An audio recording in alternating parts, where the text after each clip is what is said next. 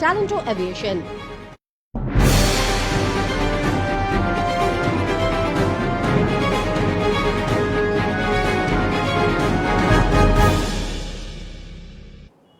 নমস্কার, আরোহী নিউজ লাইভে আপনাদের সকলকে স্বাগত জানাই। আপনাদের সঙ্গে আমি রয়েছি মাসুমা। শুরু করছি নিউজ এই মুহূর্তে।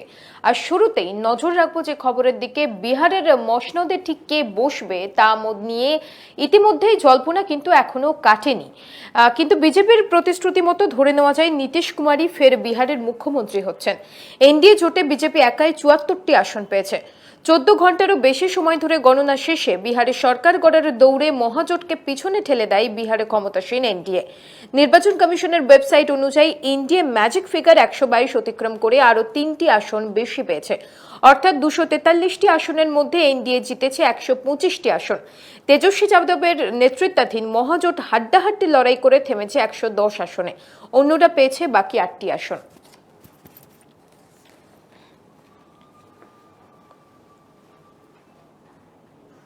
দীর্ঘ প্রতীক্ষার অবসান ঘটিয়ে বুধবার সকাল থেকে শুরু হলো লোকাল ট্রেন পরিষেবা এবং ট্রেন পরিষেবা চালু হয় সকাল থেকেই বিভিন্ন স্টেশনে যাত্রীদের ভিড় দেখা গিয়েছে।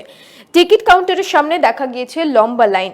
করোনা ভাইরাসের সংক্রমণ ছড়ানো রোখাটাই প্রধান চ্যালেঞ্জ রেল ও রাজ্যের কাছে। সেজন্য কোভিড নিয়ম মেনে যাবতীয় ব্যবস্থা নেওয়া হয়েছে।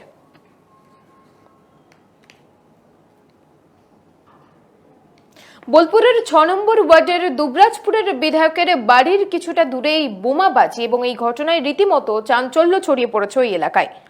বোলপুরের ৬ নম্বর ওয়ার্ডের দুবরাজপুরের বিধায়ক নরেশ চন্দ্র বাউরের বাড়ি থেকে প্রায় ১০০ মিটার দূরে স্থানীয় একটি ক্লাবে মঙ্গলবার রাতে বোমাবাজি করা হয় বলে অভিযোগ। জাম্বনি মোহনপল্লী স্পোর্টিং ক্লাবের দরজা ও দেওয়াল লক্ষ্য করে ৩টি বোমা ছোড়া হয় বলে জানা গিয়েছে। ঘটনার খবর পেয়ে সকালে এলাকায় বোলপুর থানার পুলিশ এসে পৌঁছায়। তারা পুরো ঘটনার তদন্ত শুরু করেছে। তবে বোলপুরের মতো শহরে এভাবে প্রকাশ্যে দুষ্কৃতীদের তাণ্ডব ও বোমাবাজির ঘটনা ব্যাপক চাঞ্চল্য ছড়িয়েছে। আতঙ্কগ্রস্ত স্থানীয় বাসিন্দারা। কোনো বোমাবাজি হয়নি আমার বাড়িতে ৫ মিটার দূরে। গতকাল আইপিএলে ফাইনাল গেম ছিল মুম্বাই সব সাপোর্টার নিয়ে ছেলেরাই আনন্দ করে বাজি পটকা ফাটিয়েছে। কোনো বোম ব্লাস্ট হয়নি, কোনো কিছু বিস্ফোরণ ঘটেনি। বিস্ফোরণ করলে এই ক্লাবটা ৫ ইঞ্চি দেওয়াল, একে ঠিক তো সেটা ভেঙে পড়তো। সুতরাং ঘটনাটা এটাই যে আনন্দ করে তারা বাজি পটকা ফাটিয়েছে। শুধু এই রাজ্যেই নয়, ভিন রাজ্যেও রয়েছে নৈহাটির বড়মা কালীর মাহাত্ম্য। প্রতি বছর এখানে কালী পুজোয় লোকের সমাগম থাকে চোখে পড়ার মতো। কিন্তু এবছর করোনা আবহে পরিস্থিতি একেবারেই অন্যরকম। শুধু এই রাজ্যেই নয়, ভিন রাজ্যেও রয়েছে বড়মা কালীর মাহাত্ম্য। প্রতি বছর কালী পুজোর দিনে দূর দূরান্ত থেকে বহু ভক্ত সমাগম হয় এখানে। দণ্ডি কাটা থেকে শুরু করে পুজোর অঞ্জলি দিতে লাখো লাখো মানুষ ভিড় জমান এখানে।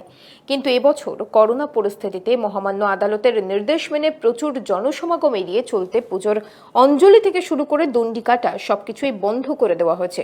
সম্পূর্ণ ভার্চুয়াল মাধ্যমে ভক্তবৃন্দ পুজোর অঞ্জলি দিতে পারবেন।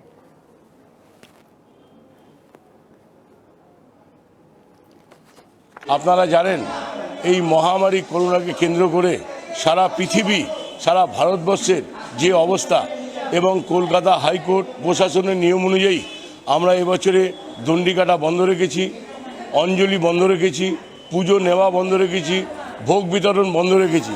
এবারে ভক্তদের কাছে আমাদের অনুরোধ, আপনারা ভার্চুয়ালে বড়মাকে বাড়িতে বসে দর্শন করুন। কেমন ভিড় হয়?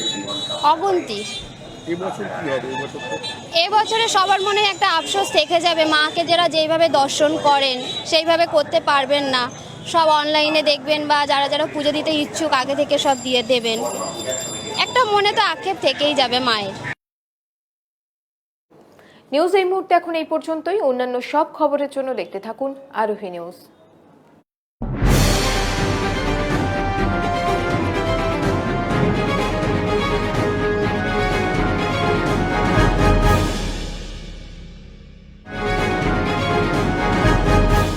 নিউজ এই মুহূর্তে নিবেদন করলেন ট্যালেন্টো এভিয়েশন।